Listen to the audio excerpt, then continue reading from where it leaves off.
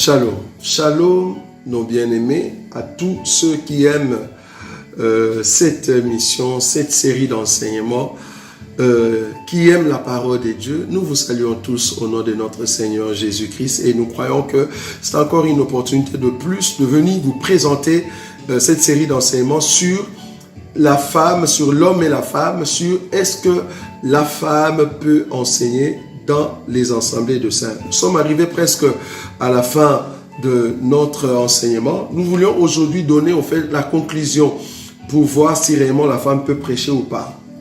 Mais avant d'entrer dans notre conclusion, parce que nous avons déjà présenté toute une série d'enseignements sur la position ou les concepts de l'homme et la femme, nous avons démontré, en tout cas selon les Écritures, cette position qu'on appelle homme et cette position qu'on appelle femme.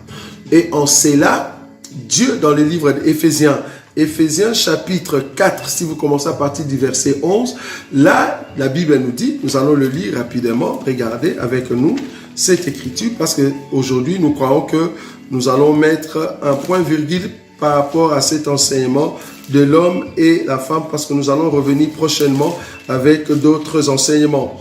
Éphésiens chapitre 4, je commence à partir du verset 11, voire même le verset 10. Le verset 10 nous dit, « C'est lui qui est descendu, c'est le même qui est monté au-dessus de tous les cieux, afin de remplir toutes choses. Et il a donné les uns comme apôtres, les autres comme prophètes, les autres comme évangélistes, les autres comme pasteurs et docteurs, pour le perfectionnement des saints. » C'est-à-dire le ministère qu'on est en train de citer ici, c'est pour perfectionner le saint. Très important. C'est pour perfectionner le saint. Maintenant, on veut savoir dans l'assemblée de saints, est-ce qu'une femme peut prêcher? Or, on nous dit ici que le ministère, c'est pour la perfection des saints. C'est pour perfectionner le saint. Regardez. On continue. Pour le perfectionnement de saints en vue de l'œuvre du ministère et de l'édification du corps de Christ. C'est-à-dire, on est en train de faire un travail de la maçonnerie. On est en train de faire un travail de la construction. On est en train de construire quelque chose. Donc, pour construire quelque chose, il nous faut des gens qui sont capables de construire ces corps que nous appelons le corps de Jésus. Est-ce que vous voyez ça? Donc ici, nous sommes en train de construire Ève. Souvenez-vous que Adam doit dormir et Dieu va prendre la côte afin de perfectionner Ève, afin de donner la forme à Ève. Est-ce que les dieux qui étaient en train de donner la forme à Ève, c'était les dieux faibles ou les dieux forts? Très important.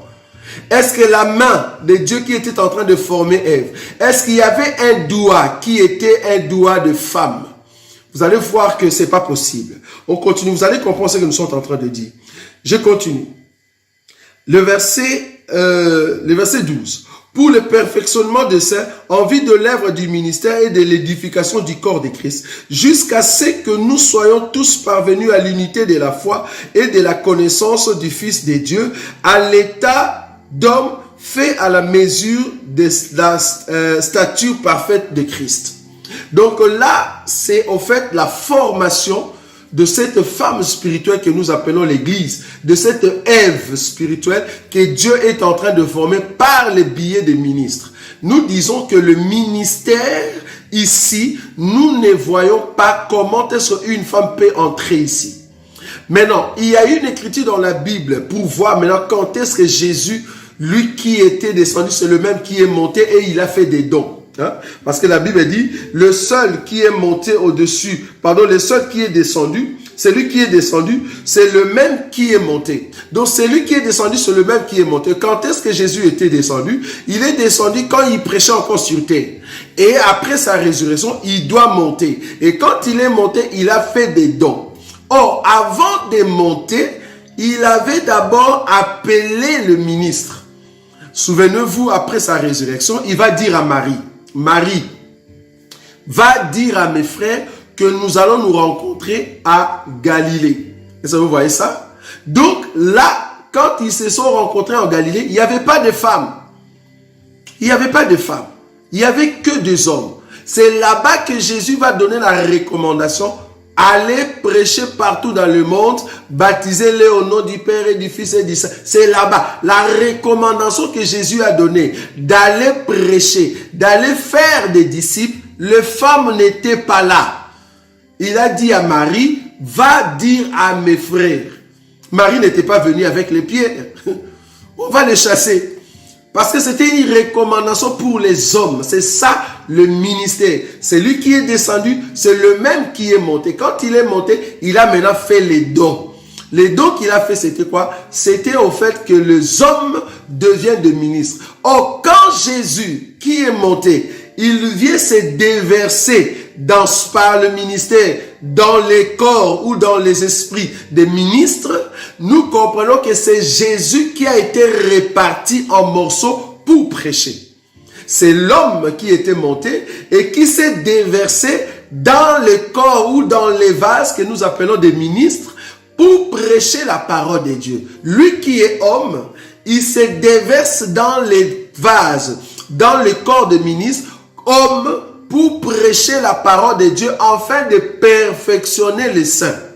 Je souligne cet élément. Jésus, homme, il va maintenant se déverser dans les corps des hommes que nous appelons des ministres, afin que ces hommes puissent donner la parole de Dieu dans le but de perfectionner le saint. Donc, dans l'assemblée de saints, nous devons voir Jésus dans un corps d'homme en train de perfectionner les saints.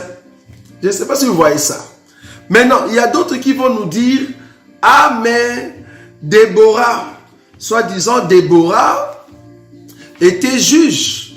Déborah était juge, il jugeait en Israël, mais c'était une femme et une prophétesse. Ok, mais il ne faut pas oublier, parce que quand vous lisez l'ombre, quand vous lisez l'ancienne alliance, il ne faut pas oublier que toute écriture explique ou témoigne le Christ. Donc tu ne peux pas prendre une écriture et sortir hors de la pensée de Christ et en faire toute une théologie et en faire toute une idée ou de pensée humaine. Remarquez, Juge chapitre 5, Juge chapitre 5, le verset 6 jusqu'à 7. Ça c'est Déborah qui parle. Déborah dit ceci: au temps de Shamgar, fils d'Anath, au temps de Jaël, les routes étaient abandonnées et ceux qui voyageaient prenaient le chemin détourné. Regardez le verset 7. Juge chapitre 5, verset 6 à 7. Le verset 7 dit ceci: le chef était sans force en Israël, sans force. Si le chef était sans force en Israël, sans force, c'est-à-dire le chef était faible. Est-ce que vous voyez ça? Parce que nous parlons ici du concept faiblesse et du concept fort, du concept soumission et les concepts autorité. Ici maintenant, ceux qui étaient des chefs, ceux qui dirigeaient, ceux qui donnaient des ordres sont devenus dans la position de la faiblesse. Maintenant, il faut qu'il y ait quelqu'un qui doit maintenant monter dans la position de la force. Parce qu'un pays ne peut pas rester dans la position de la faiblesse. Parce que tous les chefs étaient devenus faibles. Il n'y a personne qui était fort. Et la Bible dit, Juge chapitre 5, le verset 7. Le chef était sans force en Israël, sans force. Quand je me suis levé, moi Déborah, quand je me suis levé comme une mère en Israël. Ah, là nous comprenons. C'est-à-dire quand les chefs étaient faibles, les chefs étaient devenus des enfants. Ah, est-ce que vous voyez ça? Le chef était devenu des enfants, était devenu la faiblesse, était devenu la soumission. Il faut qu'il y ait quelqu'un qui doit monter comme autorité afin de diriger ce peuple, afin de conduire ce peuple. Et c'est Déborah maintenant qui s'élève comme une mère. Maintenant, il faut aller dans les Écritures. C'est qui la vraie Déborah? Parce que vous allez comprendre que la vraie Déborah n'est rien d'autre que la poule que Jésus avait dit: Jérusalem, Jérusalem, combien de fois j'ai voulu vous rassembler comme une poule rassemble ses poussins. Est-ce que vous voyez ça? C'est Jésus-là, c'est la vraie Déborah. C'est Dieu dans la forme de la faiblesse qui vient en fait sauver Israël, qui vient en fait diriger Israël. Lui qui est la mère. Jésus, c'est la mère, nous sommes des poussins. C'est lui qui dirige nos vies. Ça, vous ne l'avez pas vu. Jésus est la mère, c'est la poule. Donc, la vraie Déborah n'est rien d'autre que notre Seigneur Jésus. Et le chef en question, qui était devenu faible, parce qu'il n'y avait pas la force. Quand on parle de la force ici, il faut comprendre que la loi de Moïse n'avait pas la force de nous sauver. La loi de Moïse était faible. Ces chefs de pharisiens, ces chefs de scribes étaient devenus faibles avec leur loi. Maintenant, il fallait qu'il y ait Déborah. Déborah, c'est le Dieu dans la chair. C'est Dieu dans la faiblesse. C'est notre Seigneur Jésus qui est venu comme une poule qui veut rassembler les poussins. Mais cependant, Israël a refusé. Tu vois? C'est Jésus qui est le vrai Déborah, qui est venu juger. Parce que c'est lui le juste juge. Parce que Déborah qui était juste, le juste juge, c'est notre Seigneur Jésus. Le vrai prophète, le seul et l'unique. C'est lui en qui l'esprit n'a pas été donné avec mesure. L'esprit qui débordait, c'est notre Seigneur Jésus. C'est lui le prophète qui a au fait cette notion de la prophétie. Donc, Jésus, c'est lui le juge. Donc, quand tu parles de Déborah, d'abord, Déborah, il ne pouvait pas prêcher dans les temples que Moïse avait laissés, c'est-à-dire les tabernacles. Déborah ne pouvait pas réunir tous ces sacrificateurs et les Lévites et qu'elle peut prêcher dans le temple. C'est pas possible. Donc, du coup, même dans la lettre, c'est pas possible que Déborah prêche au fait Moïse, prêche au fait des sacrificateurs, c'est pas possible. Elle jugeait, sous le palmier, donc elle faisait un rôle politique. Ça n'a rien à voir. Et nous ne sommes pas contre pour qu'une femme soit politicienne ou qu'elle soit chef dans une entreprise. Mais dans l'assemblée de saints, Déborah n'a pas réuni les gens dans les temples afin de leur enseigner la parole de Dieu. Non. Donc, les Déborah qu'on est en train de citer ici, ou cette Déborah, n'est rien d'autre que notre Seigneur Jésus qui est venu donner en fait au peuple qui était perdu par la loi de Moïse, afin de retrouver la force en lui, lui qui est en fait la vraie Déborah. Il y a d'autres qui nous prennent l'écriture la femme samaritaine dans le livre de Jean chapitre 4, à partir du verset si vous commencez, je crois, au début, mais nous disons que vous n'avez pas très bien lu, au fait, cette femme de la femme samaritaine. Regardez, l'écriture dit ceci, je prends juste de petites écritures, afin d'aller très vite, parce que nous sommes là pour répondre à vos questions. Nous aurons toute une émission où nous allons répondre à vos questions que vous allez nous poser. Jean chapitre 4, je prends le verset 29 au verset 30. La Bible dit ceci, verset 29 au verset 30. La femme, la Bible dit ceci, le verset 28. Alors la femme ayant laissé sa cruche, s'en alla dans la ville et dit aux gens, venez voir un homme qui m'a dit tout ce que je fais, ne serait-ce point le Christ? Venez voir un homme qui m'a dit tout ce que je fais, ne serait-ce point le Christ? Elle se pose la question si c'est le Christ. Donc elle-même, elle ne sait pas que c'est le Christ. Fallait que le Christ lui-même se révèle. Elle-même, elle ne savait pas que si c'était le Christ. Elle était en train de se dire, est-ce que c'est vraiment le Christ? Et c'est comme ça que les gens sont venus. Le verset 30. Il sortit de la ville et il vint vers lui, c'est-à-dire vers le Seigneur. Mais regardez le verset qui nous intéresse ici. C'est le verset 39, 40, 41 jusqu'à 42. La Bible dit ceci. Plusieurs Samaritains de cette ville crurent en Jésus. Écoutez bien, hein? Plusieurs Samaritains de cette ville crurent en Jésus à cause de cette déclaration formelle de la femme. Il m'a dit tout ce que je fais.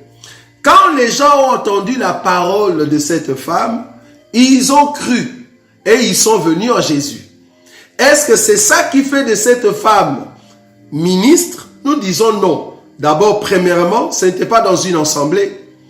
C'est ça qui fait de cette femme que vous pouvez prêcher ou elle était en train de prêcher. Nous disons non, ce n'était pas une assemblée de saints. Nous n'étions pas dans une convocation solennelle. C'était une déclaration. Elle a fait une déclaration et les gens de la ville ont cru en cela. C'est pour cela qu'ils sont venus à Jésus. Ils ont cru et ils sont venus. Mais regardez l'écriture continue. Le verset 41. Le verset 41 nous dit ceci. Un beaucoup plus grand nombre crurent à cause de sa parole. Parole de qui? Pas de la femme de Jésus, parce qu'il faut monter au-dessus pour comprendre. La Bible dit ceci. Et il disait à la femme, ce n'est plus à cause de ce que tu as dit que nous croyons, car nous l'avons entendu nous-mêmes et nous savons qu'il est vraiment le sauveur du monde. Nous savons, il est vraiment le sauveur du monde. La femme a dit, ne serait-ce pas le Christ? La femme n'a pas confirmé si c'était le Christ. Mais quand eux-mêmes, qui avaient cru à la parole de la femme, ils sont venus maintenant rencontrer l'homme. En d'autres termes, quand la femme parlait, c'était en fait un ministère, si je peux l'appeler ainsi, d'une femme qui est en train de prêcher. Bon, là, vous allez dire, est-ce qu'il s'est contredit? Non, comprenez là où je viens. Donc là, c'est comme si la femme était en train d'annoncer quelque chose de la part du Seigneur. Mais les hommes qui ont cru à sa parole, ils sont venus à Jésus quand ils ont écouté le vrai enseignement.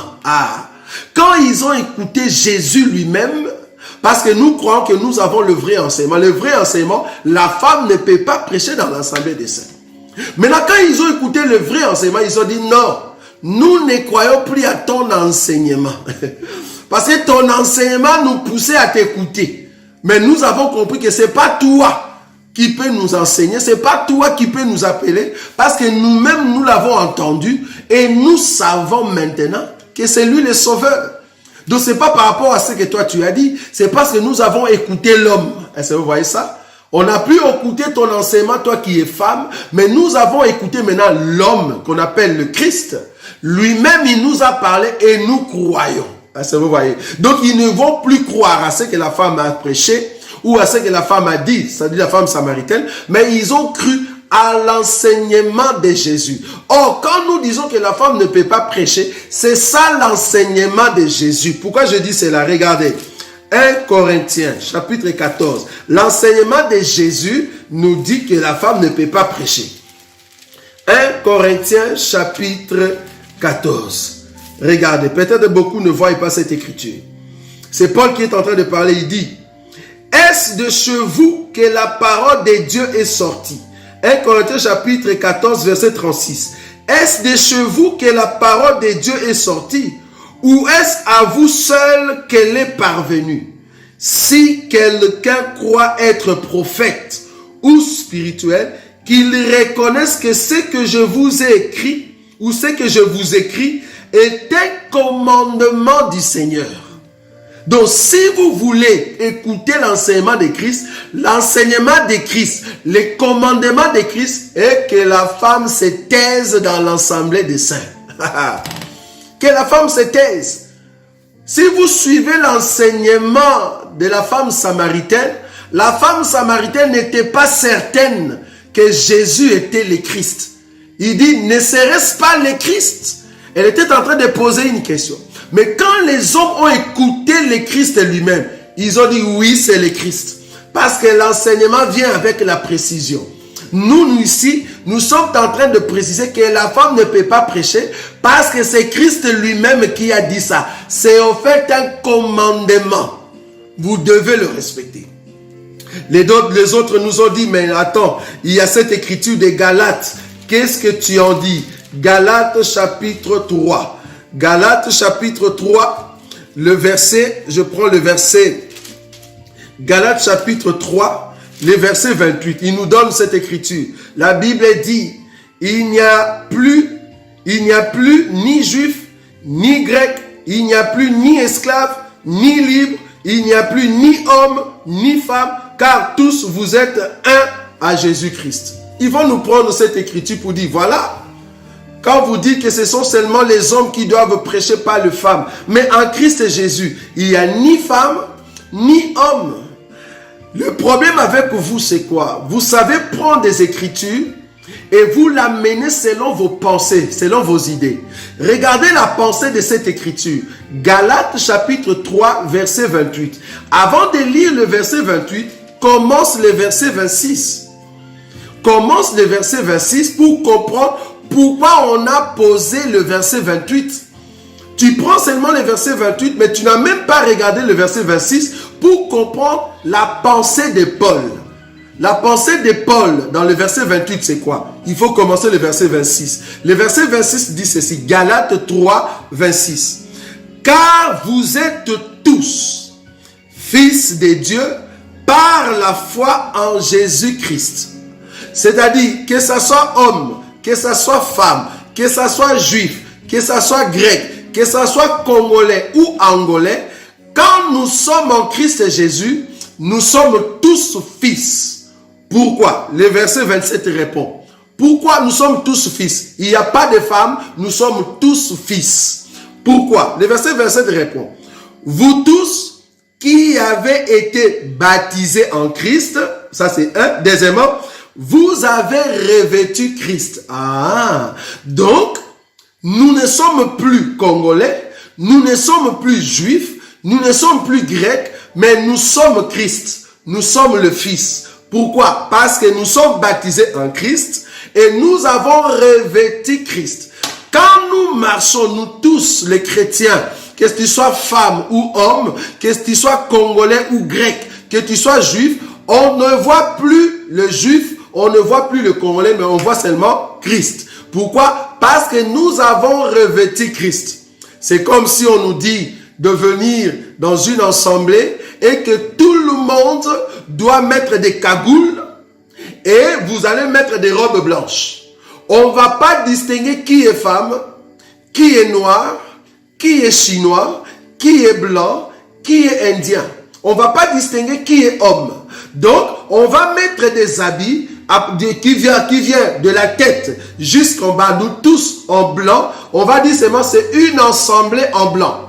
Est-ce que vous voyez ça? C'est parce qu'on ne sait pas distinguer, parce qu'on a une robe qui cache tous nos défauts, qui cache notre identité, qui cache nos sexes, qui cache notre nationalité. Donc, nous sommes tous robes blanches. C'est en fait ça. Donc, nous tous, aujourd'hui, en Christ Jésus, nous sommes fils. Pourquoi? Parce que nous avons revêtu fils. Nous avons revêtu Christ. Nous sommes chrétiens. Donc, par rapport au salut, parce que Jésus nous a sauvés, nous ne sommes plus juifs, nous ne sommes plus femmes, nous ne sommes plus hommes. La Bible dit ni homme ni femme. Maintenant, si je ne suis pas ni homme ni femme, je suis quoi? Parce que toi, tu dis maintenant, oui, on l'a dit là-bas, on n'est plus homme, on n'est plus femme. Maintenant, on dit ni homme ni femme. Maintenant, les hommes qui prêchent, ce sont des hommes. Mais là-bas, on dit, nous ne sommes pas ni homme ni femme. Nous sommes quoi? Des arbres alors?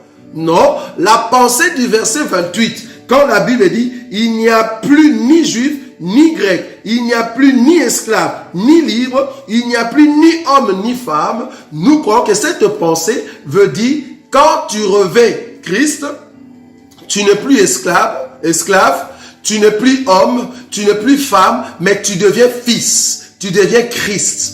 Tu deviens Seigneur. Parce que là, tu revêts le Seigneur parce que c'est lui qui est en train de diriger ta vie. Ce n'est plus moi qui vis, c'est Christ qui vit en moi. Parce que le Christ doit manifester tout ce qui est sa vie. Est-ce que vous voyez ça? Donc là, du coup, tu n'es plus femme. C'est par rapport au salut. Tu n'es plus homme. C'est par rapport au salut. Tu n'es plus juif. Tu n'es plus grec. C'est par rapport au salut. Sinon, nous allons dire, ok, si c'est tel est le cas, parce que tu es en train de distinguer ici femme et homme, donc les Congolais aussi n'existent pas. Le Rwandais aussi n'existe pas. Ici, c'est par rapport au salut. Donc, il faut comprendre cette écriture par rapport au salut. Parce que l'écriture du chapitre 3, ça continue jusqu'au chapitre 4. Regardez le chapitre 4, le verset 3. Galates chapitre 4, verset 3. Nous aussi, de la même manière, lorsque nous étions enfants, nous étions sous l'esclavage des principes élémentaires du monde. 4. Mais lorsque les temps ont été accomplis, Dieu a envoyé son Fils né d'une femme, né sous la loi, afin qu'il rachète ceux qui étaient sous la loi, afin que nous recevions l'adoption. Ça c'est un. Je saute. Je prends le verset 6. Et parce que vous êtes fils, Dieu a envoyé dans nos cœurs l'esprit de son fils, lequel crie Abba Père. Ainsi, tu n'es plus esclave. En d'autres termes, tu n'es plus femme, tu n'es plus homme, tu n'es plus grec, tu n'es plus congolais, tu n'es plus esclave, mais fils. Est-ce que vous voyez ça, le verset 7. Galates chapitre 4, verset 7. Ainsi, tu n'es plus esclave, mais fils. Et si tu es fils, tu es aussi héritier par la grâce de Dieu. Donc, le passage de Galates chapitre 3, le verset 28, c'est par rapport au salut. C'est là-bas qu'il n'y a plus de Congolais, il n'y a plus de Blancs, il n'y a plus de Noirs, il n'y a pas de race, il n'y a pas de sexe. Nous tous, nous sommes fils par la grâce de Dieu parce que nous avons revêti les Seigneurs. C'est par rapport au salut. Ça n'a rien à voir. Donc ne prenez pas cette écriture pour soutenir votre pensée, soit disant que la femme aussi peut prêcher. Donc, c'est vraiment taper à côté. Bon, les autres vont dire, dans le livre des Corinthiens, quand Paul dit que la femme se taise dans l'assemblée de saints, c'est parce qu'il y avait un désordre. Donc, ces passages-là, il faut les prendre dans son contexte. Le contexte est que dans l'église des Corinthes, il y avait un trouble. Mais si tu dis ça, c'est comme si tu nous disais que la lettre des livres des Corinthes ne nous concerne pas. Ça ne nous concerne pas. Là, tu as tapé à côté. Parce que 1 Corinthiens chapitre 1er, 1 Corinthiens chapitre 1er, pour voir si cette lettre aux Corinthiens était destinée seulement aux Corinthiens parce qu'il y avait un désordre. 1 Corinthiens chapitre 1er, le premier verset. Paul, appelé à être apôtre de Jésus-Christ par la volonté de Dieu, et le frère Sostène, à l'église de Dieu qui est à Corinthe, ça c'est un. À ceux qui ont été sanctifiés en Jésus-Christ, saints par vocation, et à tous ceux qui invoquent, en quelque lieu que ce soit, les noms de notre Seigneur Jésus-Christ, le Seigneur et les nôtres. Tous ceux qui invoquent les noms de notre Seigneur Jésus, n'importe où, cette lettre leur concerne. Maintenant, quand vous dites que la lettre concerne les Corinthiens, nous ne comprenons pas. Donc, pour achever nos enseignements, la femme ne peut pas prêcher. Pourquoi? Parce que Christ, qui est homme, qui était descendu dans le corps de Jésus, lui maintenant qui doit rentrer, lui qui est monté, il est monté maintenant au ciel, il va faire des dons. À qui? Il va faire des dons aux ministres. Quel ministre? Les ministres que lui, il avait appelés. Il a dit à Marie, va dire à mes frères de me suivre en Galilée. Est-ce que vous voyez ça? C'est là-bas que je veux leur parler. Et quand les disciples sont partis là-bas, il n'y avait pas de femmes. Quand ils ont reçu la recommandation d'aller prêcher, il n'y avait pas de femmes. Or, c'est même Dieu, quand il descend maintenant sous forme de l'Esprit, il vient donner le ministère pour le perfectionnement de saints. Lui qui est homme, il s'identifie aux hommes, aux ministres. Maintenant, Dieu ne peut pas s'identifier à une femme qui vient donner la sémence à l'église qui est aussi une femme.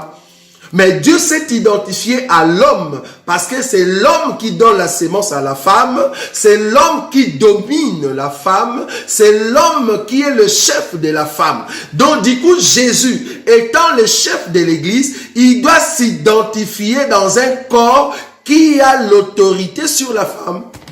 C'est comme ça qu'il va prendre le corps des hommes, les ministres, pour prêcher la parole de Dieu. Donc, dans une église, là où il y a une femme qui prêche, si la femme veut prêcher de cette manière-là, comprenez qu'il n'y a aucun homme.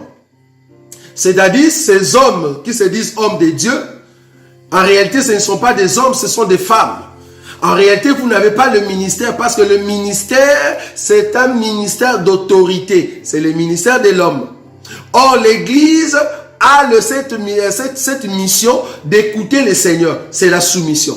Donc, tous ceux qui écoutent sont dans la position de la soumission et celui qui parle doit avoir cette position d'autorité. Or, la femme ne peut pas avoir l'autorité parce que le ministère, c'est donner la sémence. Or, la femme n'a pas été créée pour donner la sémence. La femme a été créée pour garder la sémence. Or, Dieu qui descend des cieux pour venir prêcher, pour venir donner la sémence, il ne peut pas prendre le corps d'une femme qui reçoit la sémence. Sinon, Dieu sera lésbienne. Vous voyez? Sinon, Dieu deviendra lésbienne.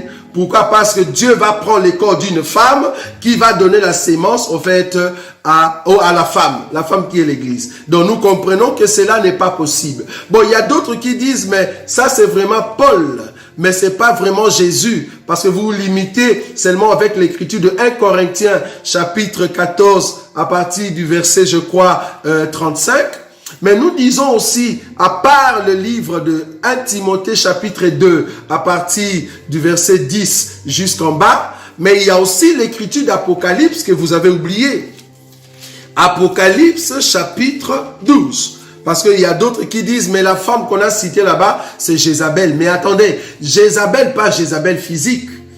Jézabel, dans les écritures vérifiées, c'est Jézabel, c'est une femme qui est en train de prendre l'autorité sur l'homme. Cet esprit de prendre l'autorité sur l'homme, ça s'appelle l'esprit de la Jézabel.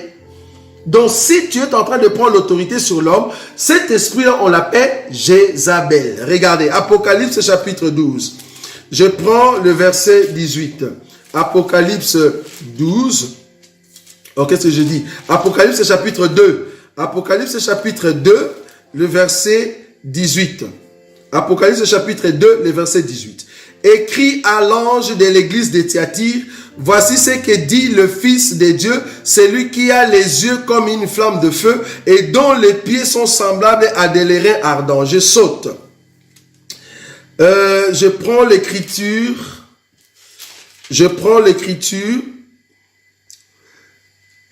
Le verset 20. Mais ce que j'ai contre toi, c'est que tu laisses la femme Jézabel, qui s'est dit prophétesse, enseigner et séduire mes serviteurs. C'est la femme qui se disait prophétesse, mais Jésus ne le reconnaît pas comme prophétesse. C'est la femme qui s'est dit prophétesse. C'est la femme qui s'est dit ministre. La femme s'est dit ministre, mais Jésus ne le reconnaît pas comme ministre. Et puis, qu'est-ce que l'église de Thyatire a fait? L'église de Thyatire a laissé cette femme enseigner. Donc, cette femme était aussi doctoresse, avait le ministère de docteur. Elle enseignait. Jésus dit ça, c'est une abomination. Cette femme enseignait. La Bible dit, enseigner et séduire mes serviteurs pour qu'ils se livrent à la débauche et qu'ils mangent de viande sacrifiée aux idoles.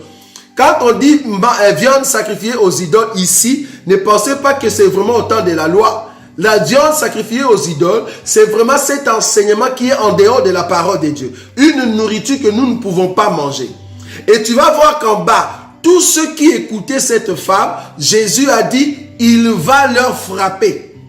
À moins qu'ils puissent se repentir de l'enseignement de cette femme-là.